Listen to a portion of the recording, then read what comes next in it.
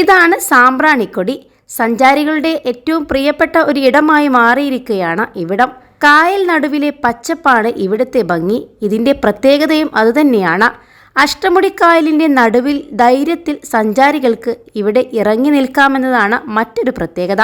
കേരളത്തിലെ ഏറ്റവും കൂടിയ കായലായ അഷ്ടമുടിക്കായലിന് ഒത്ത നടുവിൽ എങ്ങനെ ഇങ്ങനെയൊരു തുരുത്ത് വന്നു എന്നത് തന്നെയാണ് ഇവിടുത്തെ സഞ്ചാരികൾ കാണേണ്ട ഒരു പ്രധാന കൗതുകം.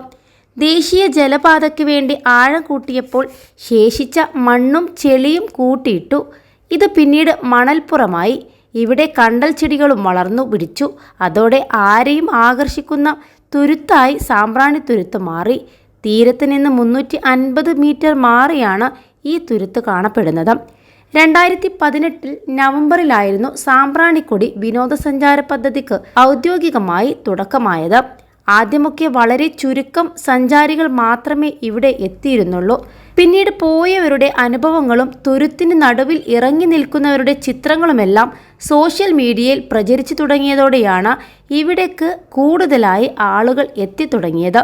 കോവിഡ് കഴിഞ്ഞതോടെ സ്ഥലം വളരെ പെട്ടെന്ന് തന്നെ ആളുകൾക്കിടയിൽ ഹിറ്റാവുകയും ചെയ്തു.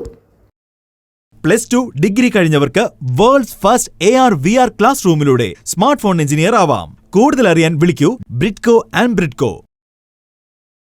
ഇന്ന് ഇവിടം ഫോട്ടോഷൂട്ടിനും സേവ് ദ ഡേറ്റിനുമൊക്കെയായി ഉപയോഗിക്കുന്നു. കൊല്ലത്ത് നിന്ന് വരുന്നവർക്ക് അഞ്ചാലുമൂട് പ്രാക്കുളം വഴി സാമ്പ്രാണിക്കൊടി ബോട്ട് ജെട്ടിയിലെത്തി ഇവിടേക്ക് വരാം. KSRTCയുടെ ബജറ്റ് ടൂറിസം സെല്ലിൻ്റെ നേതൃത്വത്തിൽ സാമ്പ്രാണിക്കൊടിയിലേക്ക് പാക്കേജുകൾ നൽകുന്നുമുണ്ട്. ഇതുവഴി ചുരുങ്ങിയ ചെലവിൽ സാമ്പ്രാണിക്കൊടി യാത്രക്കാർക്ക് കണ്ടുമടങ്ങാം.